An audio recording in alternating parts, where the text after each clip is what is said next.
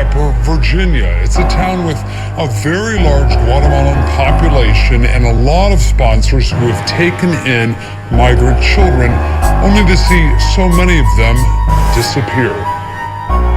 Any of these children is a process riddled with hurdles. But we were surprised when she said the biggest obstacle is the U.S. government and its Office of Refugee Resettlement, which is responsible for looking after these kids until they're placed with a sponsor. Are there strange connections in Culpeper? Where is Culpeper? It's located in Virginia. I was introduced to this area while researching the finders, and all of my research indicates yes, there are strange connections. Coincidence? My research into the finders started with Marion Petty, the lead. Concern for Rodas was how gangs such as MS-13 and sponsored kids and then launching them into a maze of abuse and horror.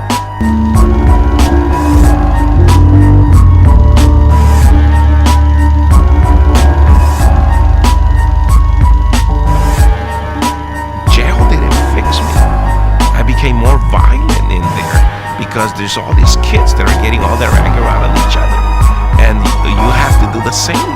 If not, you'll become victimized. And I came out worse.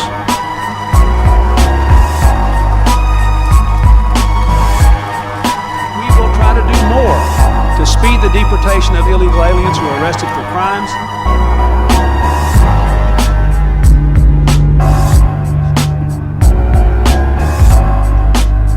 We are a nation of immigrants, but we are also a nation of laws.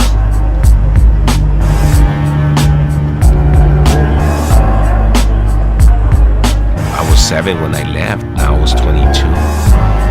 Nobody's waiting for you in the airport. Where do you go? Where do you live? They would just get off the plane and quickly started branches of those gangs that became even more powerful and ruthless because they were operating in an environment where the police and justice system were even less effective and more susceptible to corruption.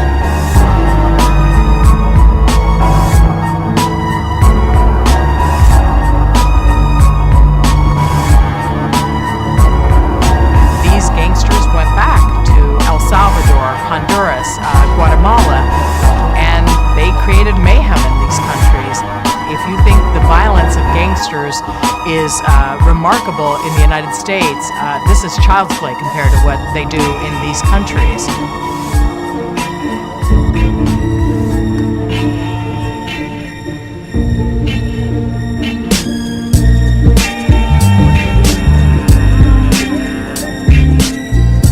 What they took with them were their gang identity and really their cachet that came with having lived in the United States.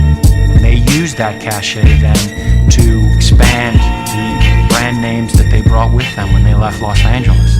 And that is what has then formed these same brand name gangs in these other countries. The rise of gangs is intimately linked to a United States policy of deporting ex-convicts en masse.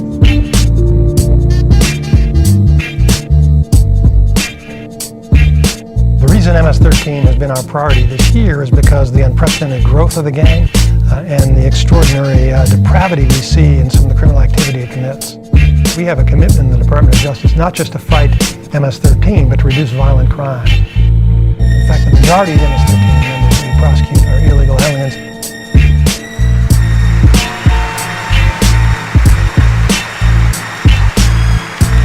Congress to finally close the deadly loopholes that have allowed MS-13 and other criminal gangs to break into our country.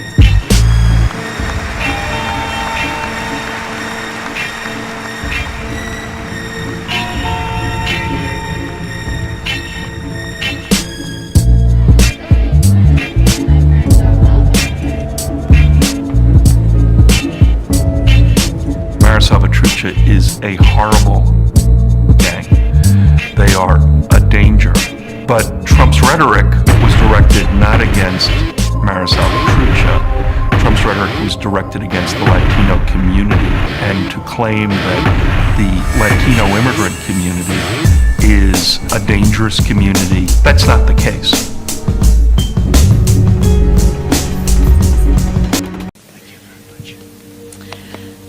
So I would love to thank Donald Trump for giving us this invitation to be here and to say a few words. To the staff that's been so kind to help us in this very hard time. My daughter was just 12. She had dreams to be famous. She wanted to be a famous actor. She was so funny. She was her own personality. And it's been very hard. It's been very hard. June 17th was the day her life was taken. She was left with no clothing from the waist down, was thrown in a bayou, left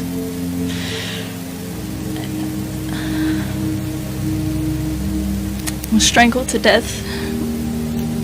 We believe, yes, she was assaulted off of DNA kit that has been, but it's still very, very early, and it's still very, very raw, and it's still very, very surreal. And they had no reason to do anything that they did to Jocelyn. There was over 300 detention beds that they should have been at because they were detained and they were released when they shouldn't have been released. They had one had an ankle monitor, didn't stop anything. So now I have to go through the rest of my life with my son, always asking for his sister. And I just really, really, really want everybody to please take into consideration how important border control is, because we're losing very innocent people to heinous crimes that shouldn't be happening in the first place. So please, please, I really hope everybody can hear my pain. Even better news is, son of immigrants, father with a 6th grade education, mother who didn't come to this country until she was 18. She says when she reported what she saw, her badge was taken. Health and Human Services whistleblower Tara Rodas is here now to shine a light on this situation. Thanks so much for joining us. Well, thank you so much for having me. I really appreciate you shining a light on what we now know is government-sponsored, taxpayer-funded child trafficking. Good morning. I want to thank you for being here with us today at the Department of Justice. We have just finished celebrating Labor Day, and so to all of you who are here working, to the men and women of the Department of Justice, we want to say thank you for the work you do, the honorable way in which you do it, for making us proud, for building our country, and certainly in California for making us the economic engine for America and move over Great Britain. You've helped make us, the men and women of California have helped make us the 5th largest economy in the world. And that is no easy task. You have to work hard. And sometimes some people work harder than you think. In fact, they work so hard that right in front of us, they're working beyond what they should in ways that are violating their rights as workers. And sometimes it happens in our neighborhoods. It's right beneath us, it's not far away, and we miss it. And so today we're here to talk about what happens when people work very hard in this country, but are abused and have their rights violated. Concerns about HHS policies about children who identify as a gender that's not their biological gender. Specifically, I expressed my concerns about parental rights not being respected in basic decision-making about life-changing treatments and surgeries. You fail to respond timely or completely. I again wrote to you on January 12, 2023 to request you provide timely and complete responses. You responded, but Mr. Secretary, you neither fully nor completely responded to my questions, and particularly my document request. Will you commit to providing timely and complete responses to my questions and documented requests to my letters of December 22, 2022 and January 12, 2023? Yes or no? Madam Chair, we will work in good faith with you to try to address any requests that you make in your oversight capacity. Will you commit to providing timely and complete responses to all letters I send you henceforth? Congressman, we will again work with you closely and certainly in good faith to try to address any requests. As you know, the longstanding practice in the executive branch is to try to respond to the requests of the chairs of the committee so we can make sure you have that information. You're going to need to work just a tad harder to comply. Mr. Secretary, in my earlier letters to you, I noted how the family is the most basic unit of society, and parents have the inalienable right and responsibility to educate and rear their children. Yet there are examples around the country where Child Protective Services have taken children from the homes of loving parents because parents do not support life-altering surgeries or other medical interventions on their children who have been diagnosed with gender dysphoria. Mr. Secretary, approximately 100 facilities nationwide, also known as pediatric transgender clinics, are performing gender-affirming treatment in the form of hormone therapy on surgery on children at age 11 or younger. There are even allegations that some of these clinics perform these treatments without conducting thorough mental health assessments beforehand, or even bypassing certain parental consent. 10 states have now restricted these treatments for children, including 8 states that ban this treatment for children outright. Are you aware of any medical facilities conducting pediatric gender-affirming treatment that either receive HHS grants or Medicare or Medicaid reimbursement? Congresswoman, there are a number of facilities that could receive funding from HHS so long as it's a federally prescribed service. And so therefore we would make sure that they are using the monies appropriately. So, Mr. Secretary, can you confirm that of these facilities, none of them are using a dime of federal taxpayer dollars to provide pediatric gender-affirming treatments to children? Congressman, those facilities are under law required to make sure they are using any federally provided money in the appropriate way. So they are, or they are not providing that service? Now, you're asking me about every facility in the country. I can tell you that CMS has an obligation to make sure that we're doing oversight. If you help us with our budget, we'll do as much as we can. I yield back. Mr. Secretary here, can you tell me if there have been mastectomies, mastectomies, penectomies, or hysterectomies on children? And have taxpayers funded that? No, I could probably use the help of my wife, who's an OBGYN. Well, maybe Dr. Burgess can help us out here. Or gender-affirming care to be included in that? Sorry, pose the question one more time, please. In this gender-affirming care, Mr. Secretary, have there been tax dollars put forward to fund mastectomies, penectomies, and hysterectomies for sex reassignment purposes for minors with gender dysphoria? So Americans are entitled to receive health care services. If they are entitled to receive any of the services that you just mentioned, then it would be against the law for us to try to deny them that care. So for the record, you favor HHS's funding being able for sex reassignment for surgeries on minors? I will do everything I can to defend any American, including children, whether or not they fit the categories you have mentioned or not. And if they talk about gender-affirming care, I am there to protect the rights of any American. Congresswoman, I can get back to you on that because I can't say that there's a particular time frame, but I would say that gender-affirming care is a standard of care that's recognized by every major medical association in this country. And that means that you're talking over 1 million providers who have been part of that process of affirming that type of care. And so what we're going to do is make sure that when it comes to implementing the laws that you and your colleagues have passed, that we do it without discriminating against any group, and we protect every individual. It's unfortunate that you don't have the same feeling about protecting the lives of unborn children so that they would have the chance to be born and live life. Yeah, when I was watching your testimony, you talked about how the things you saw had fundamentally changed your life.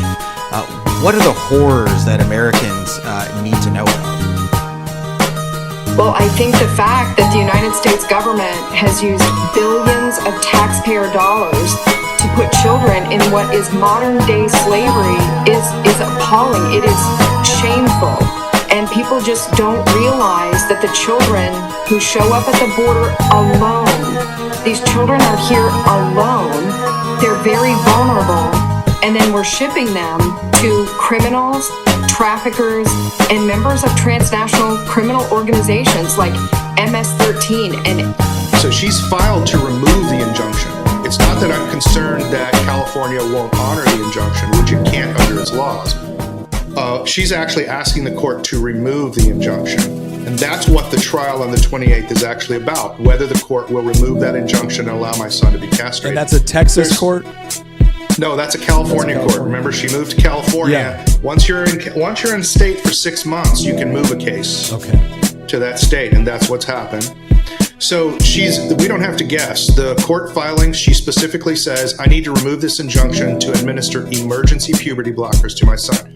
Am I worried about chemical castration or physical castration? I'm worried about both. The medical records show that they intended to chemically castrate James when he was 8 here in Texas. That's what I fought here in Texas to stop. Sorry about that. That's what I fought here in Texas to stop. In California, the medical records at Kaiser Permanente show that they have an intention to immediately administer puberty blockers and cross-sex hormones. That will stop his puberty and sterilize him within 2 weeks. His penis will never grow. He'll have a toddler's penis. He has had detailed discussions with doctors at Kaiser Permanente. It's all in the medical records, in which he talks about not wanting his penis anymore. His mother says that he frequently says that he doesn't want his penis, and that he knows that if they remove his penis, he says he can still pee because he'll still have a vagina.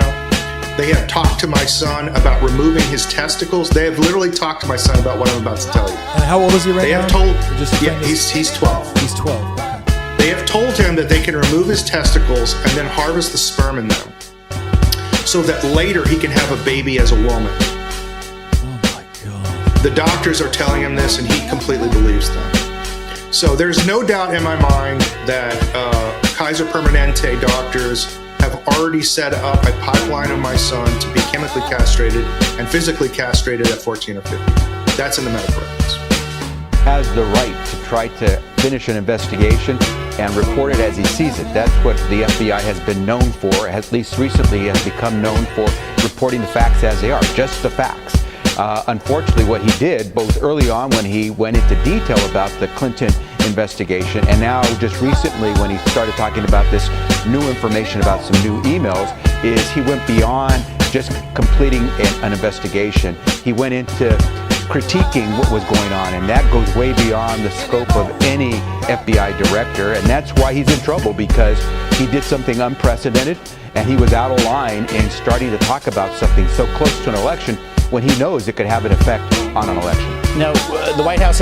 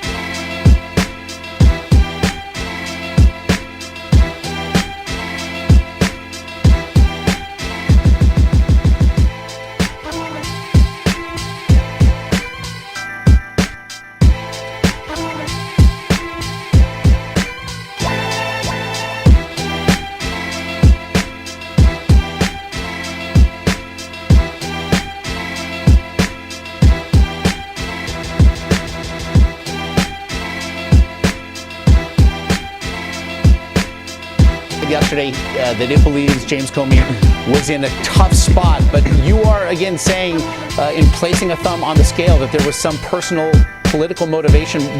What motivation do you believe the director has here? Well, first, I agree that he's in a tough spot. Let's both agree to that. It's not an easy job, and that's why he got it, because he's supposed to be skilled and have the experience to handle it well. But when he got out there and started talking about information that he had not even seen himself 10 days before an election, that's very touchy, and especially since it's now becoming clear that there may actually be an FBI investigation of Russian involvement in hacking, criminal hacking and espionage, and that there may be some ties to the Trump campaign.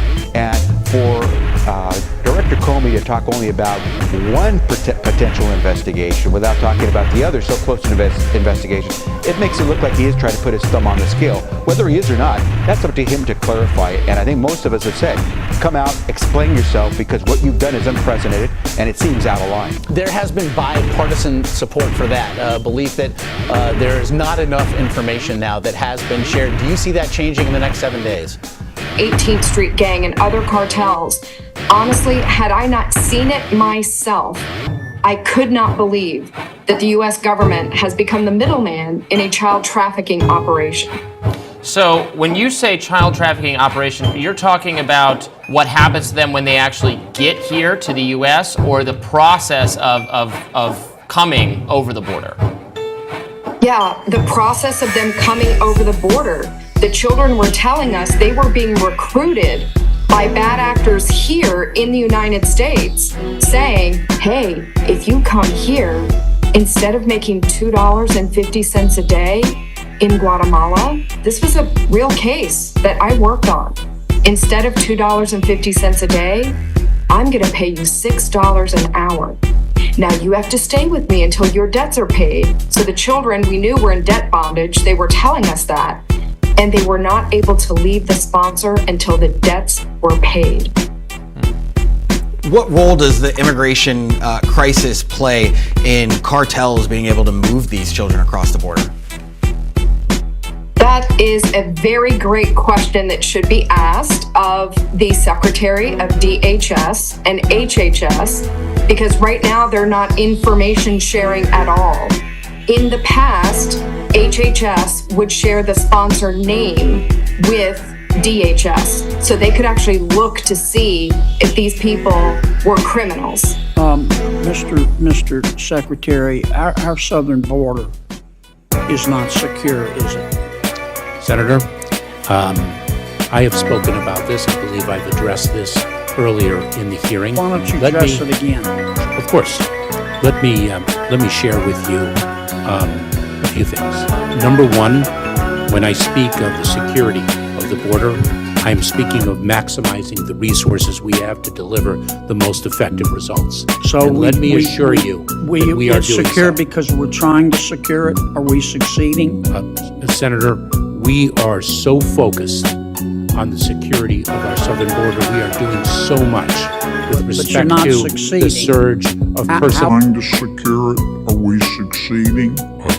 Senator, we are so focused on the security of our southern border. We are doing so much with respect to the surge of personnel. Now that information sharing has been completely cut off. Health and Human Services whistleblower Tara Rodas is here now to shine a light on this situation. Thanks so much for joining us. Well, thank you so much for having me. I really appreciate you shining a light on what we now know is government-sponsored, taxpayer-funded child trafficking. We would never allow this sort of horrific treatment to happen to children here in the United States. This morning, Governor Abbott is ordering an investigation into a state facility for foster children. This after an employee claimed that workers who were supposed to be taking care of trafficking victims were actually trafficking the children themselves. Kids 5 reporter Alyssa Tejas is joining us live now with more. And Alyssa, this shelter was actually contracted by the Texas Department of Family and Protective Services. That's right, Sarah. What they tell us is that at this point they are investigating. The employee tells us that it happens at the Refuge in Bastrop in Austin, involving 7 victims ranging in age from 11 to 17 and were victimized by 9 employees. This was discussed during an emergency court hearing on Thursday brought by U.S. District Judge Janice Jack. The children were in the facility for more than a month before they were moved, but some weren't removed until Wednesday of this week. A current employee reported the abuse to the state back in January, saying the kids were physically and sexually abused. Governor Abbott has directed the Texas Rangers to arrest and pursue all appropriate criminal charges for anyone involved. He called the reports, quote, abhorrent, and is committed to ensuring the perpetrators are brought to justice. Congressman Joaquin Castro took to Twitter in response to Abbott's statement, saying the tragedy happened under Abbott's watch and that he ignored the mistreatment and abuse in the system for years by underfunding it and refusing to fix it. The judge ordered the state to reveal the identities of the alleged perpetrators as well as the victims by noon today. Reporting from the Northwest Side, I'm Melissa Tejas, KENS 5. Where is Child Protective Services on this? Because that is an organization, it differs in the many states, goes by many different names, is often a very robust organization that does check in on a number of families in difficult situations with children and children in foster care and that kind of thing. Why are they not shining a light on this? This morning, Governor Abbott is ordering an investigation into a state facility for foster children. This after an employee claimed workers who were supposed to be taking care of trafficking victims were actually trafficking the children themselves. Under the Biden administration, we have the most encounters. We have had the most encounters with people attempting to come into our country illegally in the history of ever.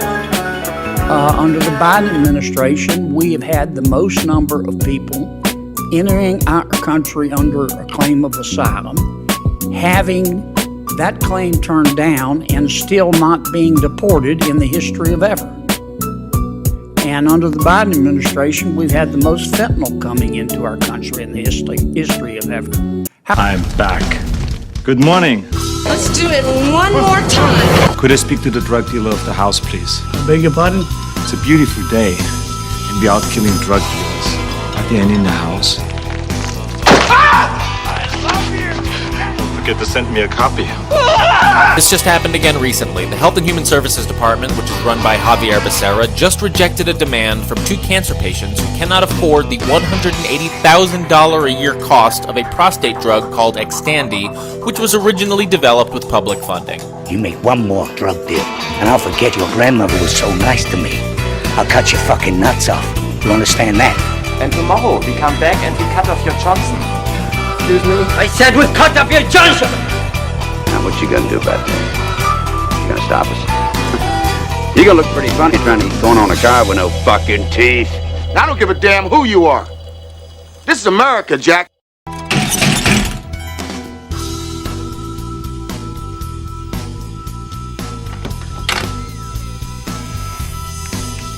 May I help you? Yes. Could I speak to the drug dealer of the house, please? Beg your pardon? It's a beautiful day, and we're out killing drug dealers. Are there any in the house?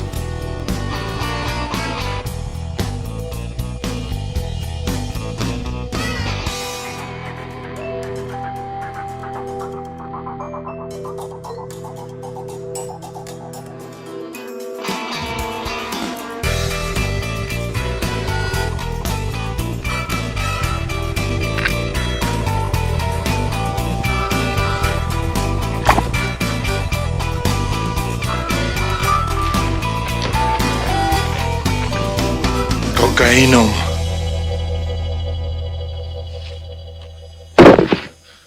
How can you possibly say the southern border is secure? Do you know I understand your answer that you're trying, but I'm not asking about your efforts. I'm asking about the results. Well, let's talk about the results then, Senator. Do you know that last year we expelled and removed approximately 1.4 million people from the southern border? I believe that's the most ever. Do you realize that we are focused on enforcing our laws to achieve the security of the southern border. I know you're focused, Mr. Chairman, but Mr. Secretary, but you're not succeeding. Senator, when you come testify to us, you talk about how you're trying really hard. And I don't have any way to disprove that. I accept that statement in good faith.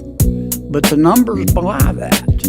If I can, Senator, let me give you an example of a solution that we have delivered that for some reason is being contested. Because it's caused the 95... I gave you 30 seconds, okay? It's caused the 95... Don't filibuster me. It's You've caused... been doing that all day. I'm just trying to I'm just trying to communicate.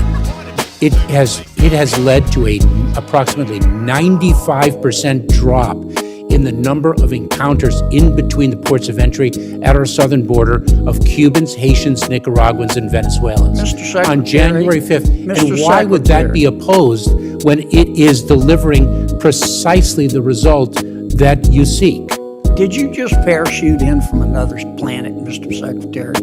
Because you're the only person in the Milky Way who believes that we're not having massive illegal immigration into America. Senator, you're putting words into my mouth. No, sir, I'm accurately describing the situation.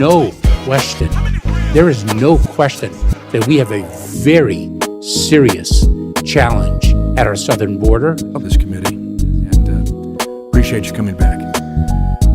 However, before I go into my main questions, I would be remiss in not at least letting you know of my concern as the position you're in,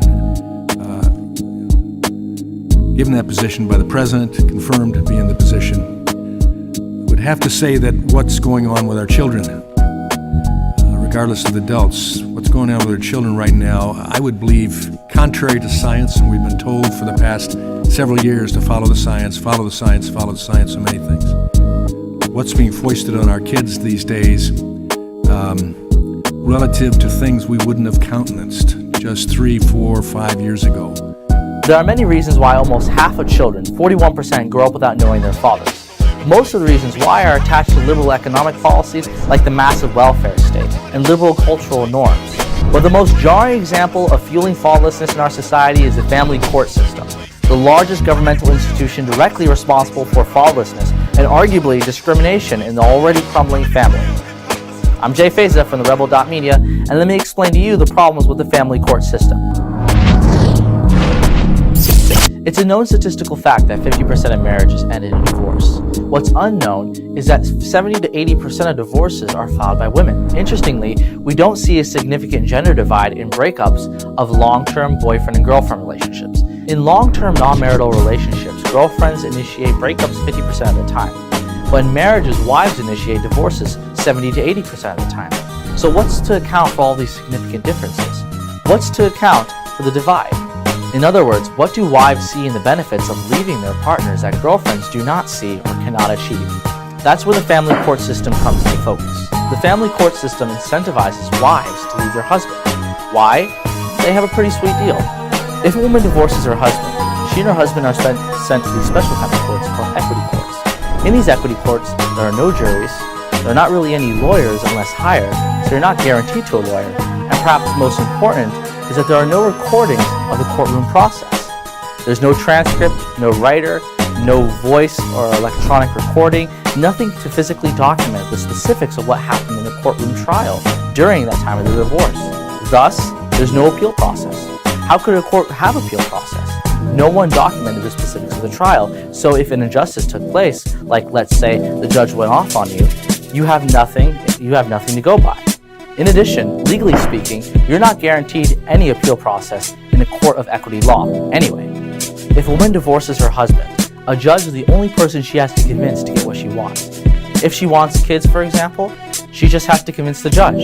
A judge is the only person the couple has to answer to. And according to the statistical data, judges on average side with a woman 70 to 80% of the time, which, by the way, is the statistical number of times women divorce. You know, technically speaking, the courts aren't necessarily discriminating against men.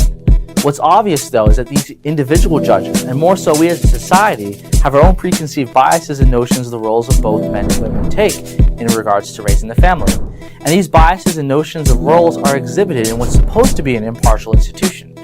We see these injustices occur daily. We live in a society, a feminist society, where it is the accepted norm that women demand equality in the public space while also maintaining special privileges in the private space. And in this case, it leads to millions of children being fatherless and men childless in society. And suggestions about their sexuality and gender, etc., is gravely concerning to me, and we probably can talk about that some other day. But it's a great concern to many parents and adults who care about kids, their lives now and for the future.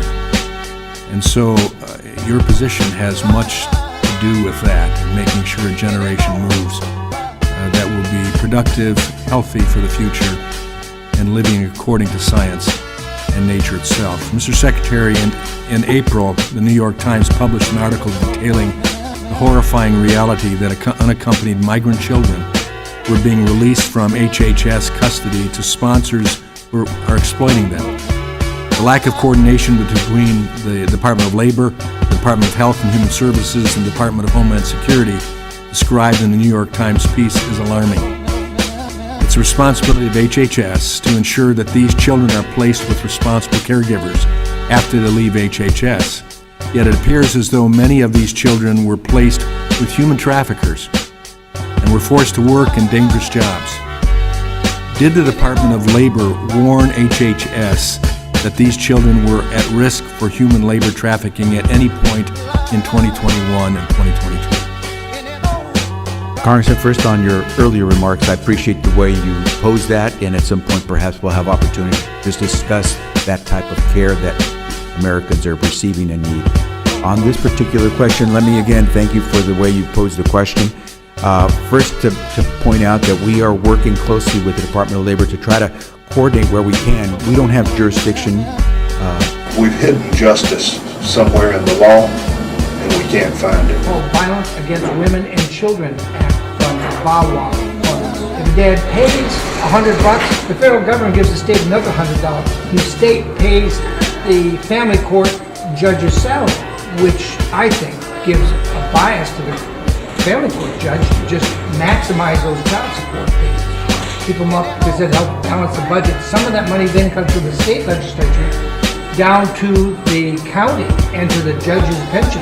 As president, Paul, you would have the option, veto of those funds and cut off federal funding to the states to take out the incentive for CPS to lie in court to create more non-custodial parents. Yeah, would you abolish those VAWA funds as part I would do whatever I can, because obviously it's not a proper program, and it's very messy, and the federal government shouldn't even be involved at all, unless it happens to be some military personnel or something like that. But they don't have any jurisdiction.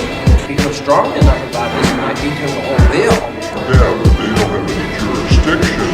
If you feel strongly enough about this, it might veto the whole bill. Yeah, but they don't have any jurisdiction. If you feel strongly enough about this, it might veto the whole bill. But I don't think the federal government should be involved at all in that. I don't understand it nearly as well as you do, but it's a mess. The federal government doesn't help. So, proposing a budget, I would never propose a budget with that kind of money, in, but it would be working with the Congress, and most likely it would be in a bill that I'd be vetoing anyway, so that would just be more of a veto bill. This should be, problems like this should be dealt with at a local level. They should be dealt with, court rulings and laws of contract and obligations, and parents have obligations to sort that all out.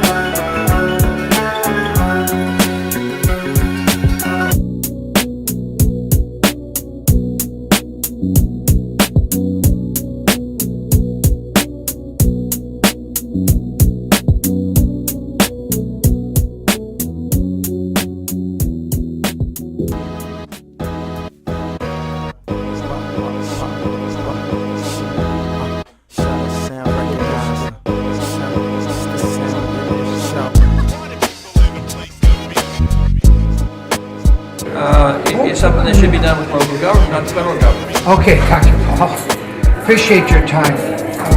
William Wagner here for On Second Thought with Dr. Paul on January 31st. So as president, you would cancel these bills that provide federal funding to the states for the amount of money they extract from non-custodial parents. Absolutely. The federal government shouldn't be involved, so I'm sure they wouldn't be an isolated vote. It would be in a bill with a lot of appropriations, which I wouldn't endorse because I'd probably be vetoing the bill for other reasons. But I would also have to be persuasive and talk to Congress and try to tell people that these are bad programs so that they don't put them in.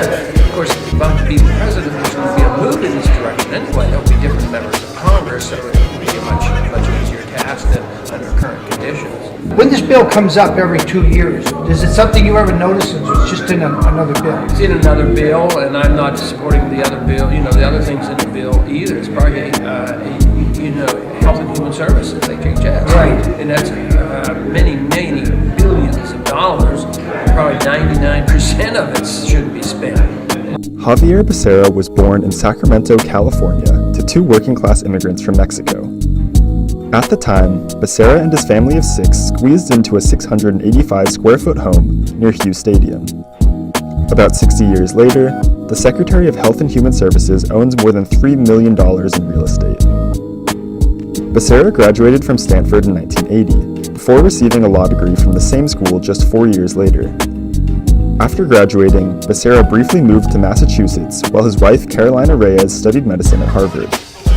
Soon after, he returned to the West Coast and joined California State Senator Art Torres' team in 1986.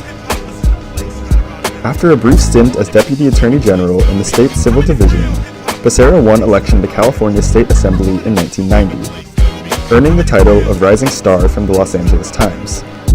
But he did not stay long.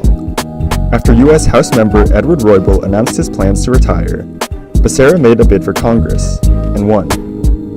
When he arrived in Washington, Becerra started with a $133,600 salary, the standard for all members of Congress at the time.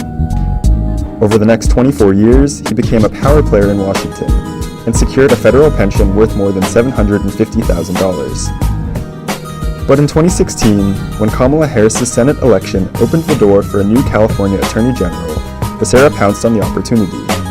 He was selected for the role and packed his bags for a return to California.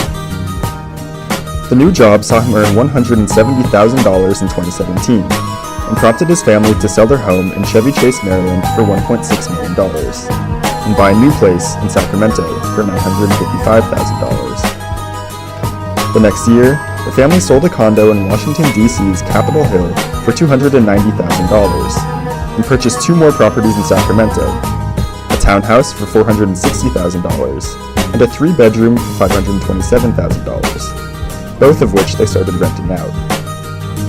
Unsurprisingly, real estate is a major asset in Becerra's fortune. He's also rented 2 other homes in Los Angeles worth about $575,000 and $1.4 million, and received at least $60,000 in rental income in 2020. That's the kind of thing that is just totally out of control. Were you aware of the William Christian case in San Jose, California? He spent almost 7 years locked up in prisons and never got a jury trial, he never got a judge trial. But spent the full length of time they could have given him a simple domestic violence issue. Never got a trial. This is obviously, how our justice system is so corrupted. And I've heard of that case, I didn't know the details of it, but there are so many types of cases like this and other non-violent crimes that people don't get a fair trial, they're put in prison sometimes for life.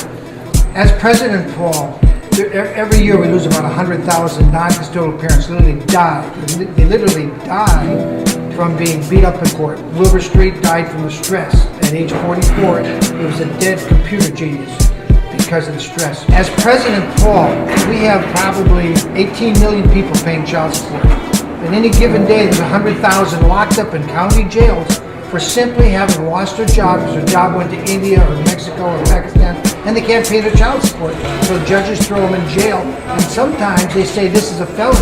This sounds like old-fashioned debtor's prison, which I thought was, out of vogue, but evidently it's still around, it's still a problem. The president can invoke a lot of leadership on it and move people Thank you very All right, much, very Dr. good. Paul. Thank you. All Good right. luck. Thank you. Good to talk to you. Just to have caravan here to Michigan today.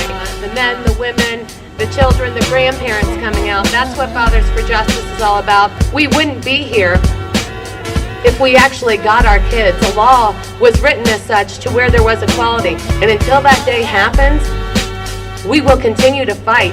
We're building our army, and we will succeed in taking back our children.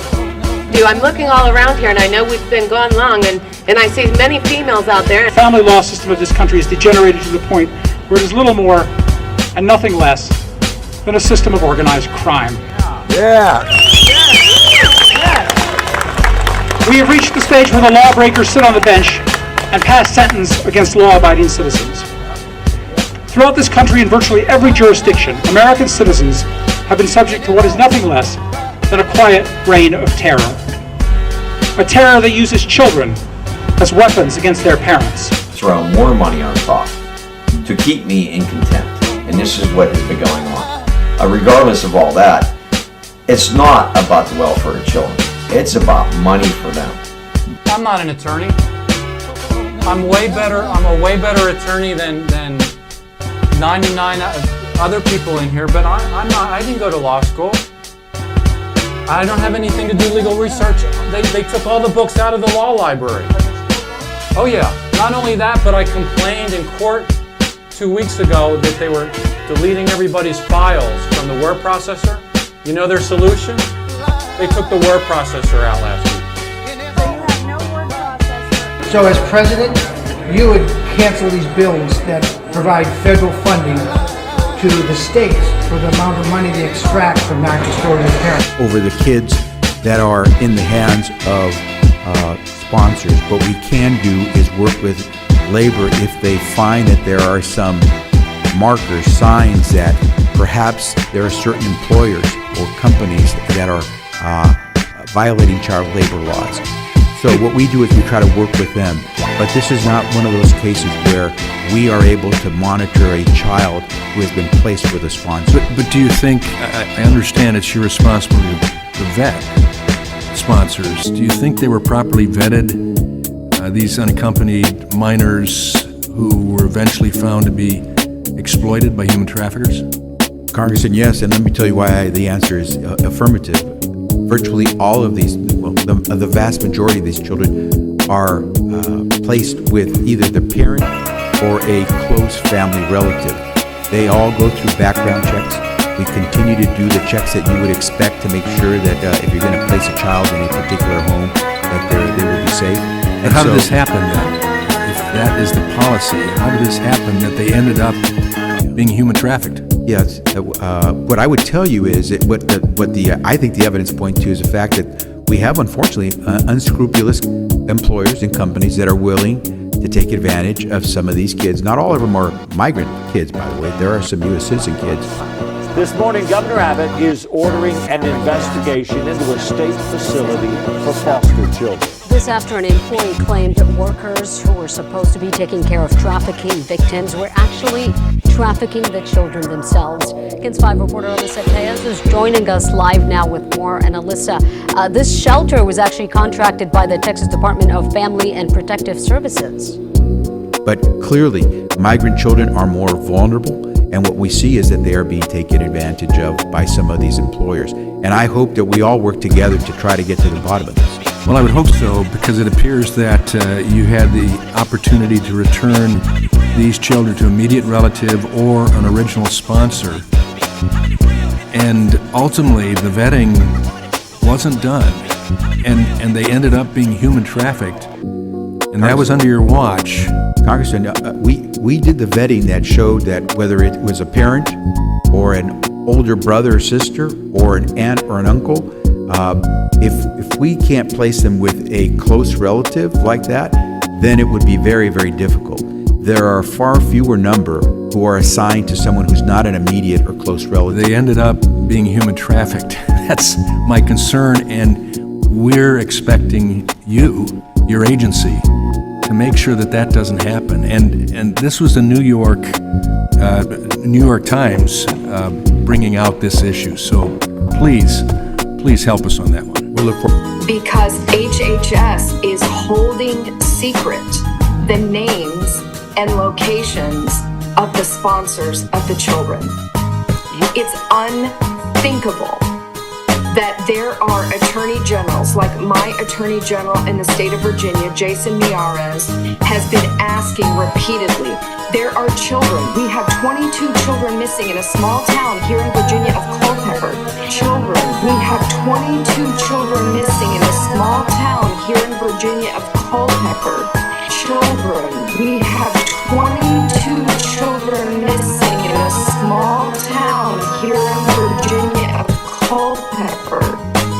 Culpeper, Virginia. It's a town with a very large Guatemalan population and a lot of sponsors who have taken in migrant children, only to see so many of them disappear. Any of these children is a process riddled with hurdles.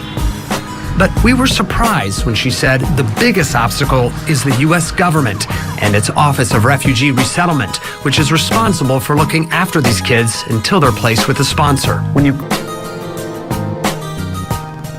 Are there strange connections in Culpeper? Where is Culpeper? It's located in Virginia. I was introduced to this area while researching the finders, and all of my research indicates yes, there are strange connections. Coincidence? My research into the finders started with Marion Petty, the leader, so to speak, of this group. He was also known as the game caller, the pathfinder, the student, and the stroller. Marion Petty was the key figure involved with the finders, and they were located in Culpeper, Virginia. Located on almost 600 acres that Charles E. Marsh, one of Petty's mentors, purchased for him. His association with the finders was also his association with the CIA. This led to his part in various MKUltra projects and sub-projects.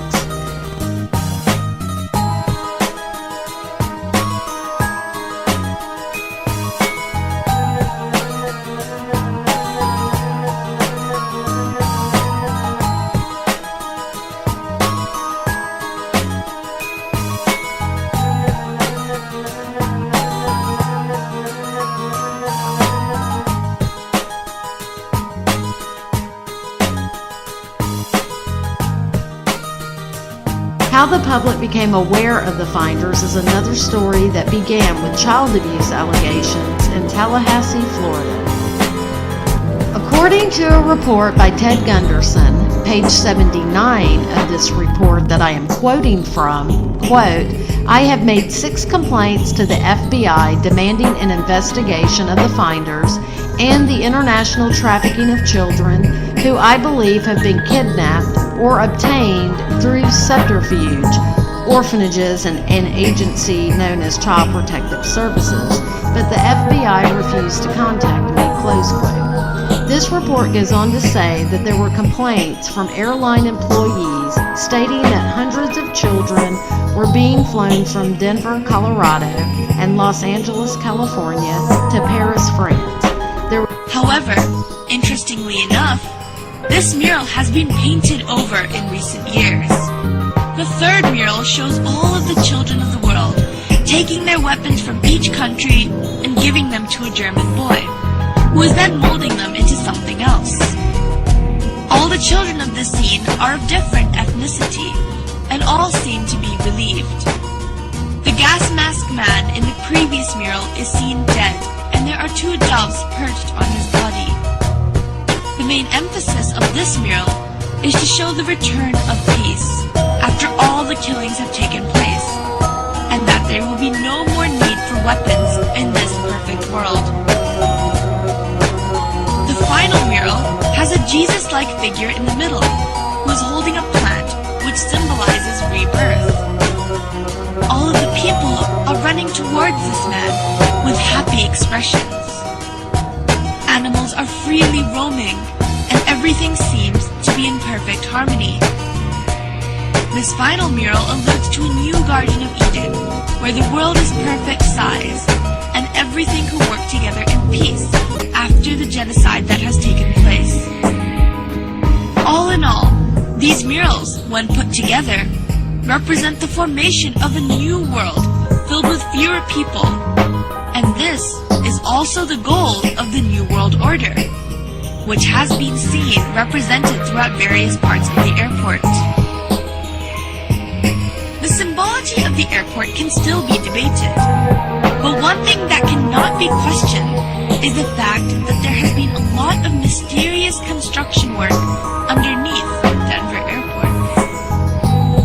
When first constructing the airport, there were originally 5 buildings, but out of the blue, the builders were ordered to bury the buildings underground because they were supposedly built wrong. Normally, a building that is built wrong would be demolished, but in this case it was not. This allowed for an underground base to be created. But there are still workers who are sent to work in these underground bases periodically. But when they are questioned about the nature of their work, they all refuse to comment. These underground bases have been going under more construction and now have underground tunnels that connect all the buildings together.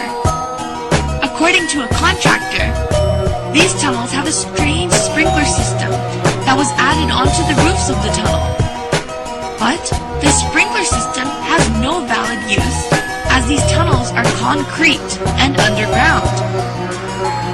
If relating these sprinkler systems back to the sign of AUAG in front of the mural regarding genocide, then one must begin to wonder what the use of a sprinkler in a concrete tunnel 150 feet below the ground would be. These underground bases appear to be holding rooms due to the sheer mass and size, and some say that they even allude to concentration camps. This is because, 1. These holding rooms have no purpose, and when the airport authorities were questioned, they say that they are merely being used for storage.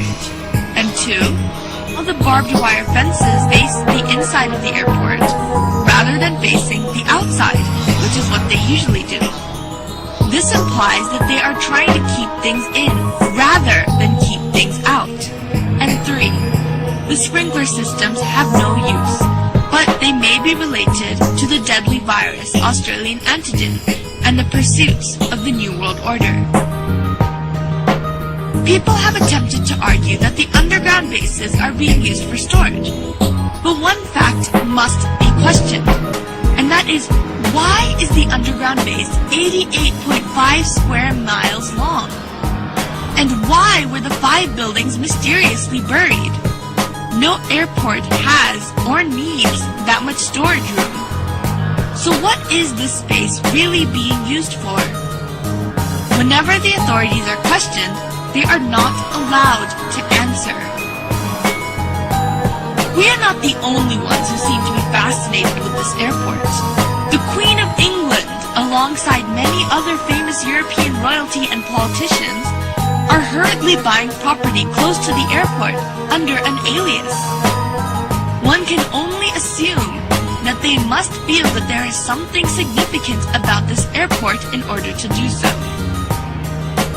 It is very easy to dismiss a conspiracy theory, but it is not hard to dismiss cold, hard facts that surround them.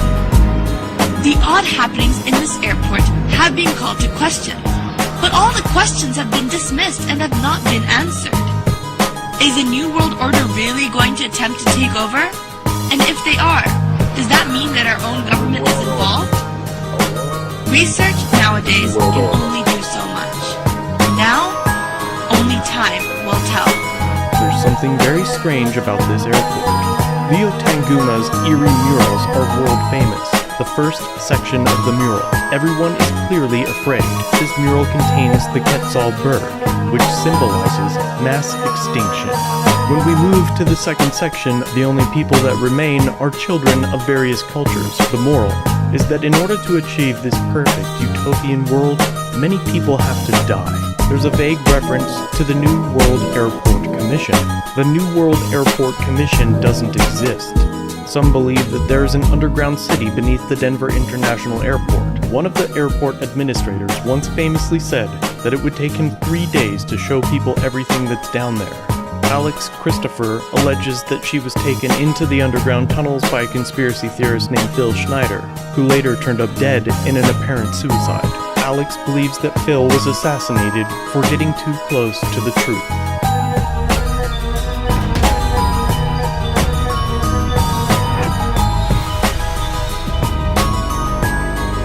That's a little too close for comfort, lady. What, you never seen a talking gargoyle before? Welcome to Illuminati headquarters. I mean, Denver International Airport. This is awesome. Hello? Do I know you? Are you hungry? Oh, I'm starving. You got anything for me? Those flowers look delicious.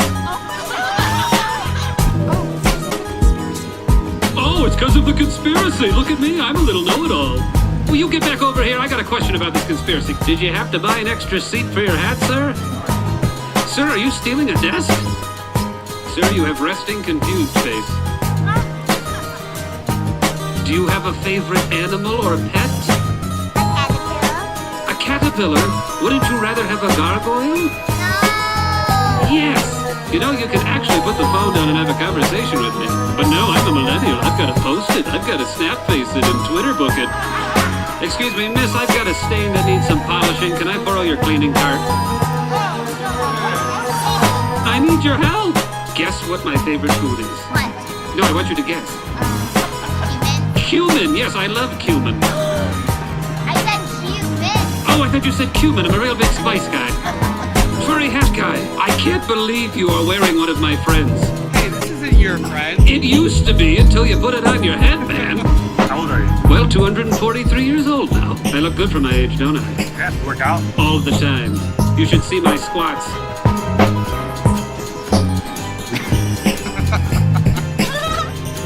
You're such a sweet talker. Will you take me back home with you? Let's go. I have some space in my backpack. Actually, I think you have too much baggage for me.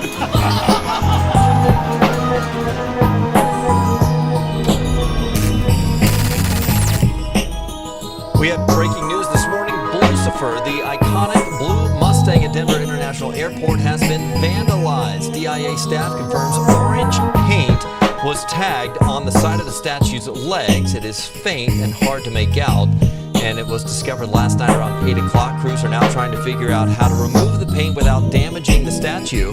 Denver police are investigating. Some new flights out of Colorado are coming soon. Allegiant Airlines will add new routes out of DIA and Colorado Springs Airport next year. Allegiant will add flights to Phoenix, Santa Ana, California, and Tampa from Colorado Springs in February. And at DIA, Allegiant will add new routes to Idaho and Stockton, California, starting in May. Welcome back here to ABC4 News at 6. I'm Sarah Murphy. Brian McElhatton has the night off. This evening, Utah pilots for Allegiant Air are asking for a new contract. They plan on picketing at the Provo airport to voice some of their concerns. Our Jonathan May has more. They really just care about their bottom line instead of caring about their employees and all other stakeholders, including their customers as well. I met with Captain Daniel Morgan. He tells me Allegiant pilots are picketing Wisconsin, Florida, Pennsylvania, and Nevada. We're picketing for better work rules, quality of life, and pay issues. And soon, Utah. One of the biggest things that we're fighting for is currently right now, we're one of the only airlines that does not provide long-term disability until the FAA retirement age. Pilots say it's just an information picket. It will happen on Monday. No flights will be affected. We will be picketing, and we've already authorized a strike, so if we do reach an impasse at the negotiations table, Allegiant pilots have voted with, I believe, 97.4% voting to authorize a strike if we do reach an impasse in negotiations. Morgan says they aren't allowed to strike unless the National Mediation Board declares an impasse between Allegiant pilots and the company.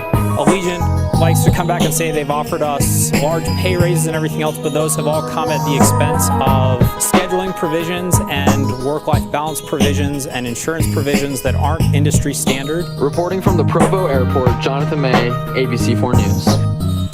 My name is Jen Walker. I was admitted to Provo Canyon School in Provo, Utah from 2003, 2005. I was out for a number of months, and I was readmitted in 2006, 2007. The first time I went to Provo Canyon, I was 14 years old, so I was very young. I was admitted for basic depression. I was not doing well in other schools, and just wasn't functioning. So after having run away from home, my parents made the decision to send me to Provo Canyon. There's not much to say about my first stay there. I was very young. I just obeyed by the rules and got out within 15 months, which is probably a longer stay than most children, but I did not endure a lot of hardships at that time. However, when I was first admitted, I had a kind of punk haircut. I had like 2 long bits of hair here, and it was shaved out the middle. And they shaved my head because they felt that the haircut was attention grabbing, which, you know, obviously that's the point of a punk haircut, I guess. So my head was shaved, and I was very skinny. I was suffering from anorexia at that time. And I remember that over the radio, when the staff would talk about me, instead of referring me to me by my last name, they called all the students by their last names. So I was Walker. Many times you wouldn't even know what your companions' first names were. But they would refer to me as Auschwitz instead of Walker because I was skinny and my head was shaved, which is pretty disgusting. So that was my first day. There's nothing really to say about that. I was readmitted when I was 16 years old. I had run away from home after dabbling in drugs and just being sneaky, which are pretty much all behaviors that I learned from Provo Canyon the first time around. I was not aware of all the drugs I could be using and all of the things I could be getting into before I went there, and I learned all that from my peers and from the drug and alcohol classes that they give you. So I was readmitted, and I was just I was not happy about it this time around. Well, for the first week, I believe you're not allowed to call home. It might be 2 weeks, but I refused to talk to my parents, I believe, for a month and a half to maybe 2 months. Finally, I got to the point where I was willing to have weekly phone calls, which, by the way, are monitored by your therapist until you reach, I think, achievement level, which is nearly impossible for a lot of students. So you have a weekly monitored phone call with your therapist, and you're not allowed to talk to your parents at any other time during the week. You can't even pick up the phone to dial 911 if you absolutely needed to. That's up to staff, not you. So eventually a visit was arranged with my family. My parents came up and took me on an off-campus visit, which you can have when you reach advanced unit, which I had gotten to at that point. I had been planning up until the day I got there to escape as soon as I had the chance. So I had built up my plan, and I'd even gotten, I was in cahoots with a member of the staff at Provo Canyon because,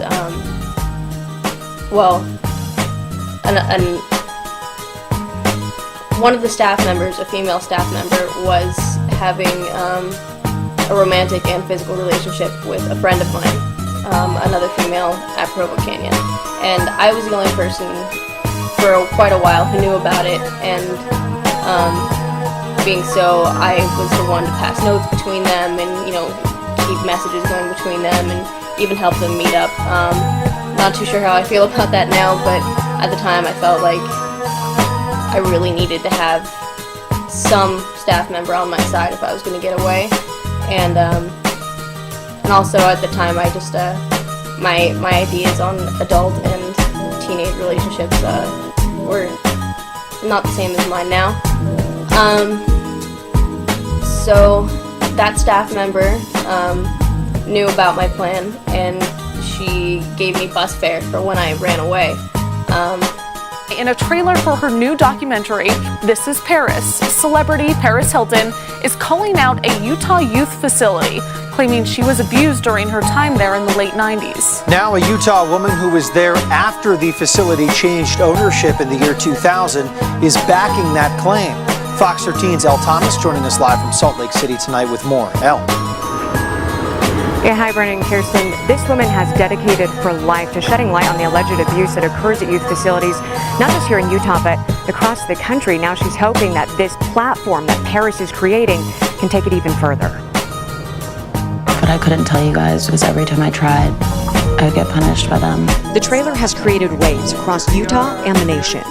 Paris Hilton and 20-year-old trauma stemming from months at an Orem boarding school for troubled teens. For many, this is the first time hearing about Provo Canyon School. I'm realizing more and more that I'm confronted with it every day. For people like Paris and Jim Robison, it's haunting.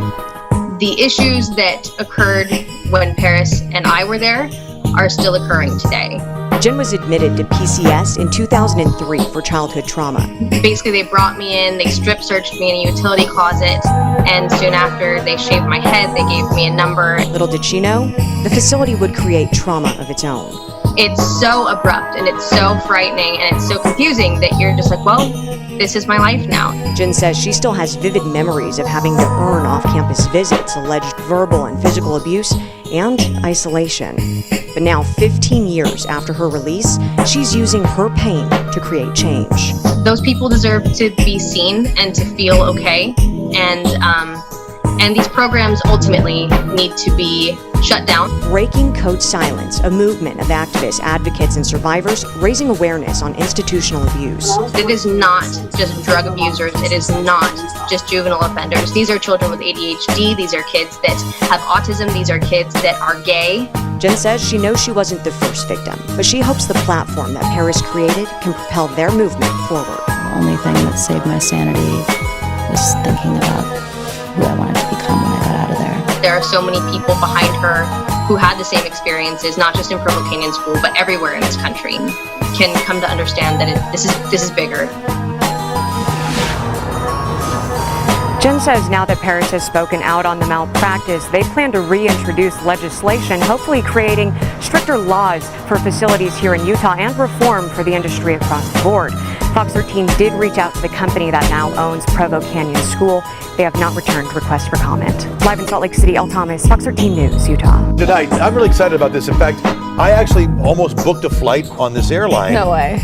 Because they're starting new nonstop service direct from DIA all the way to Istanbul. Yeah, but it's going to be a long flight. The first Turkish Airlines flight out of Denver is scheduled to take off to Istanbul, Turkey today. Denver Mayor Mike Johnston and others joined Turkish Airlines to announce the new partnership back in April. Turkish Airlines will become the 26th airline to serve DIA and will be the 14th U.S. destination served by the airlines. DIA says flights to Istanbul will be scheduled on Tuesdays, Thursdays, Fridays, Sundays will be added next month. The flight, though, from Denver to Istanbul, going to be about 12 hours. It's a longer flight, but then you can connect there to anywhere in Europe. Only problem with this is Ken is now singing that song nonstop. You know what I'm saying, Ken? No. Istanbul is Constantinople, and Istanbul, yeah. Nice little jingle to it. He doesn't know the words. Yes, perfect. Well, happening tomorrow, the Thanksgiving holiday travel period begins at Denver International Airport. Going to be busy. According to their latest projections, more than 844,000 passengers are going to go through TSA checkpoints between Friday and December 2nd, and that is a 7.5% increase from last year. Officials say tomorrow and December 1st will be the busiest of those days. If you have a flight to catch, make sure to get there 2 hours before your departure time. So note that in your calendar. Yes, I think our report act is scheduled to go on the hotline today. So, and it already has a house sponsor. I want to thank each of you for being here. And Mr. Chairman, thank you for the hearing and for building this out a little bit. Mr. Perez, I so appreciated your remarks. And we're doing this at a time that I think so many people have lost sight of how important it is to protect children.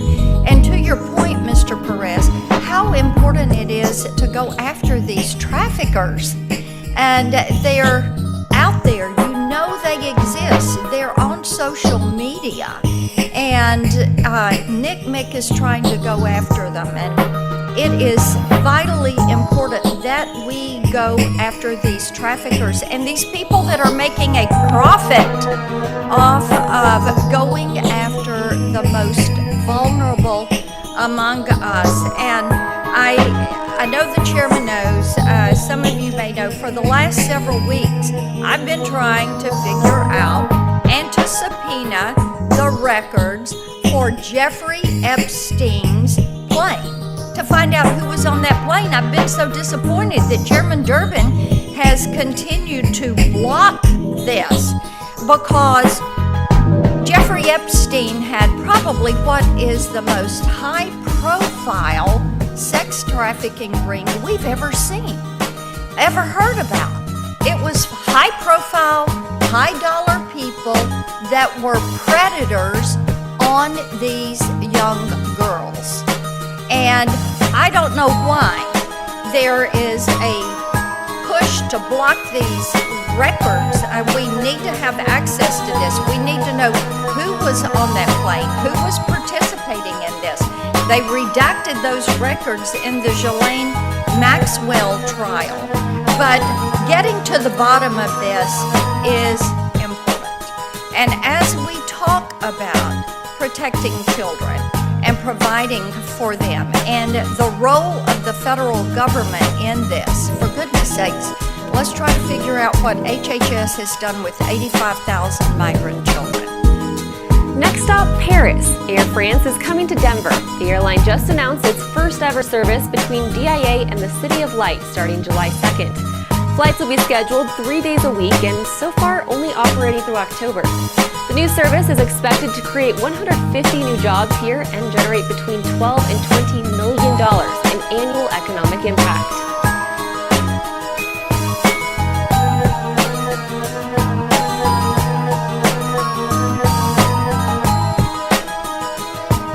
Yesterday, that it believes James Comey was in a tough spot, but you are again saying, in placing a thumb on the scale, that there was some personal political motivation. What motivation do you believe the director has here? Well, first I agree that he's in a tough spot. Let's both agree to that. It's not an easy job, and that's why he got it, because he's supposed to be skilled and have the experience to handle it well. But when he got out there and started talking about information that he had not even seen himself 10 days before an election, that's very touchy, and especially since it's now becoming clear that there may actually be an FBI investigation of Russian involvement in hacking, criminal hacking and espionage, and that there may be some ties to the Trump campaign.